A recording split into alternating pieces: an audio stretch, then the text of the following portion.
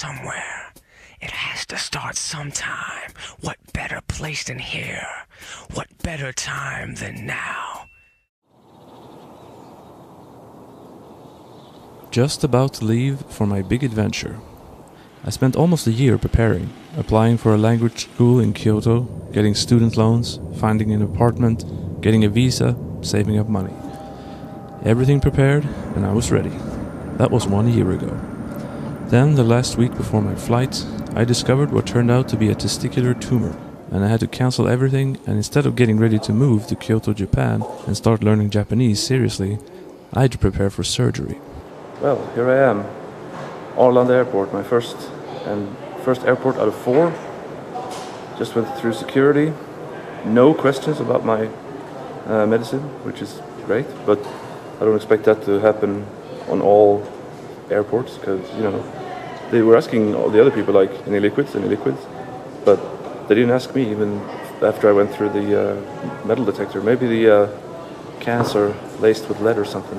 So right now it's 8:23 in Sweden anyway, and my flight is in 3 hours and 12 minutes. But yeah, it begins. My trip begins. My first airport out of 4. Feels amazing to be finally on my way. See you in London. I started learning Japanese in 2006, but fizzled pretty quickly. But I kept my books, intending to pick up again at some point. And that point became Christmas 2013. When bored at the dinner table, I took out a pen and paper and wrote down the 60-odd kanji I still remembered to impress the people there with. And it worked. And actually that moment of oohing and ahhing from those people rekindled my interest in Japanese. An interest sprung from my love of video games. So, Heathrow, London, second airport. Got another 2.5 hours before the flight to Hong Kong, which will be freaking long. It'll be 12 hours, almost 12 hours. So yeah, this flight to London was just a warm-up. Now the warm-up is over. I just have to wait, and then I'll get on the plane and wait some more. But yeah, I'm doing this. In 2014, I went to Japan for the first time, on a week-long vacation to see some sights and buy many games. But as I got home, just like a Disney princess, I wanted more. A classmate in a Japanese weekend course I was taking said that she wanted to study Japanese in Japan for a year, and that there was this agency, let's call it, that would help out with the paperwork and stuff, for free. I was intrigued. However, I had a job that I felt I couldn't just leave, if that meant that I would have to then come back to Sweden as an unemployed person. But luckily, I suppose, in the fall of 2015, I and several others were laid off as a part of a big downsizing effort by the parent company. At that point I said to myself, why not? I had gotten lucky, so to speak. The company gave us all leave from work in January 2016, because all the shows were completed by New Year's anyway, and to further soften the blow in general, they gave us an extra month's pay. But I was even more lucky, because even though I was not one of the 3 who got to keep their jobs, I was number 4 on the list, and it just so happened that number 1, so to speak, was going on parental leave, and in February to boot. That meant I had 2 months off with pay, and then got to go back to work for another 5 months, that turned into 6 later. It was the perfect opportunity to save up and prepare for my Japan journey.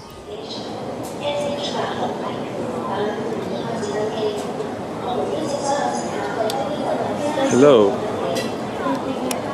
Very bright. I'm now in Hong Kong after 12 hours of flying.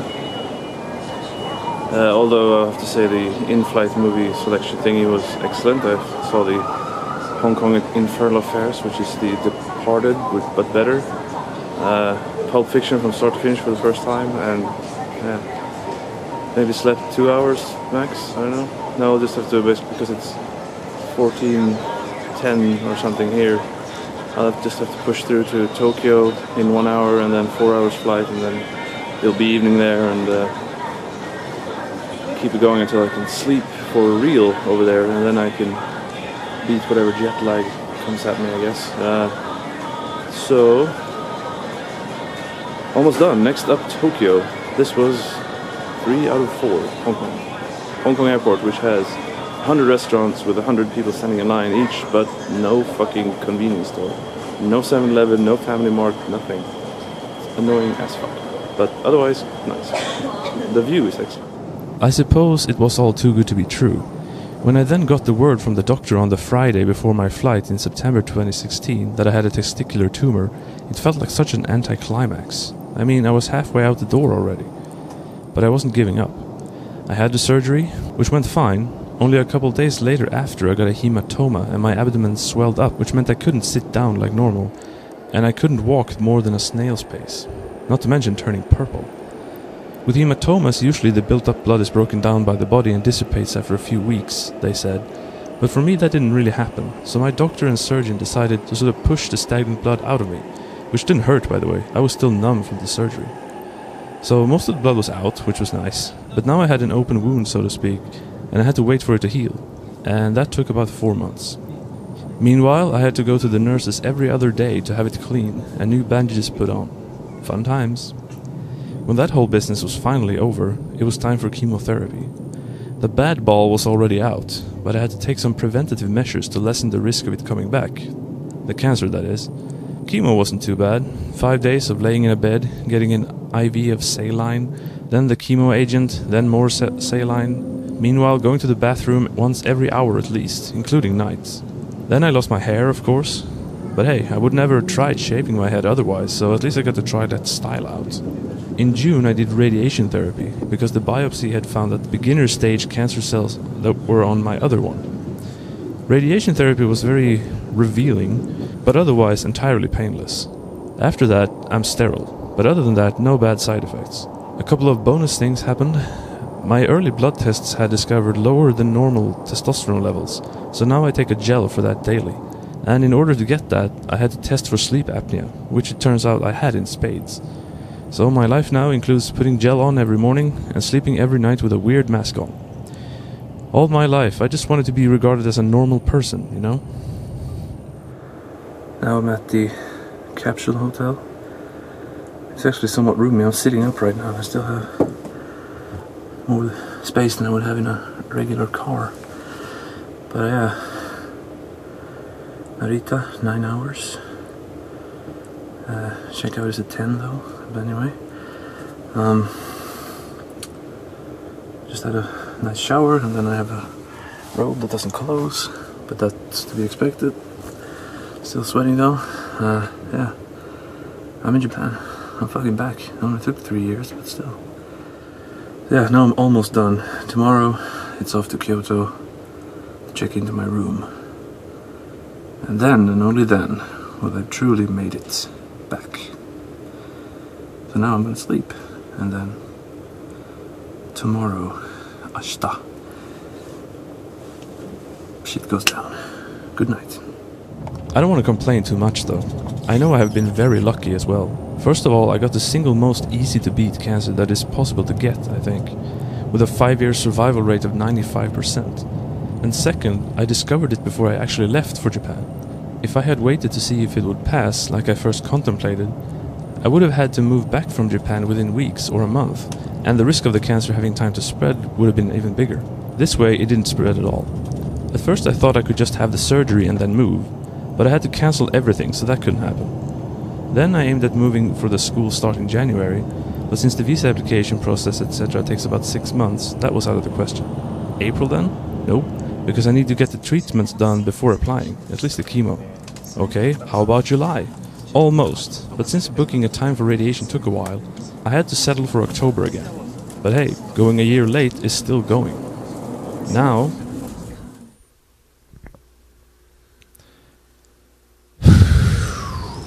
here I am, reporting to you live from Kyoto, Japan, on October 3rd, 2017.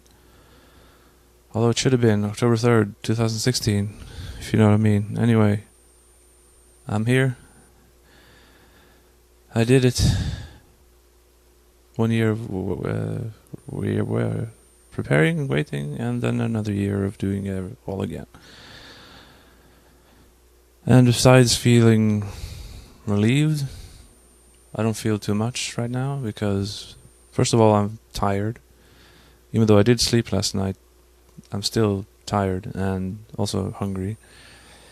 And it's weird because all of the feelings you might think you're supposed to have at this time, I've already gone through all these feelings at home, pretty much.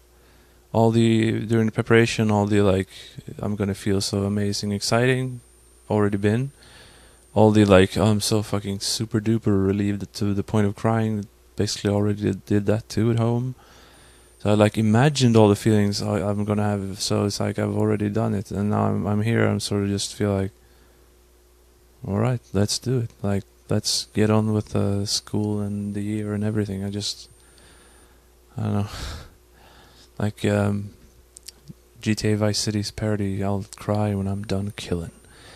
Anyway, yeah, this is my room. Insert pictures here. Yeah. I'll either make a new video soon or add to this one. For now, this is... I need to get out to get some food.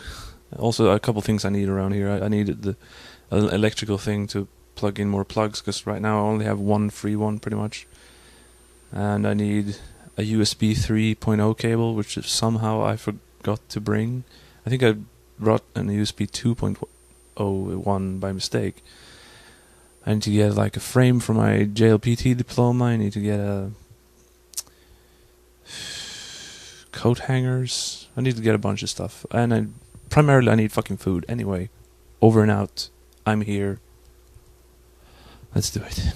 Lastly, I would like to take a couple of minutes to thank all the people who have helped me out these last couple of years in different ways, without whom my life would have been much more difficult. The first round of thanks has to go to my doctors and nurses, of which there are many. The doctor at the clinic at home, who I first went to when I suspected cancer, he made calls and got me a booking for an impromptu ultrasound that sealed the deal, so to speak. Unfortunately, I've forgotten his name. Next is my surgeon and Dr. Malin, who of course got rid of the problem quite literally. I want to give a big thanks to the nurses both at the clinic and the urologist's office, who changed my bandages every other day when I was bleeding all the time. I want to thank the oncologists Lillemor and Agneta, as well as the nurses at the chemotherapy unit, as well as their counterparts at the radiation treatment place. And for the last couple of medically related thanks to give, thank you to my andrologist, who decided I should have testosterone treatment due to my low levels, and the people at Aleris, who helped me test my sleep patterns and discovered my sleep apnea. Next is another big one. A major thank you to my friend Lars, who let me sleep on his couch for about a month, which I sorely needed at that point, especially with just having had surgery. Living at a hotel would have been unsustainable. I'll be forever grateful for that one. Thank you to Gogo Nihon, who helped me with my long application process to the school in Japan, only to help me all over again the next year. If I had to do all the application stuff myself, I probably wouldn't even have tried in the first place. And on that note, thanks to Emily, who first mentioned the existence of Gogo Nihon, which put the idea in my head in general, at a time when all I was interested in was just visiting Japan, not living there. Going back even further, thank you to a former coworker, Cecilia, who went on a bike trip spanning the world. She quit her job, sold her apartment, and went on that trip, which inspired me in an important way. Thank you to my main job and all the nice people there who have always been nice to me. And thank you to the 2 new jobs I had this year at IMG and Channel 75. Arigatou gozaimasu to the Japanese people I know and have talked to online for years now, like Homa-san, Yuki-san, Natsuko-san, Tomoyuki-san, and others.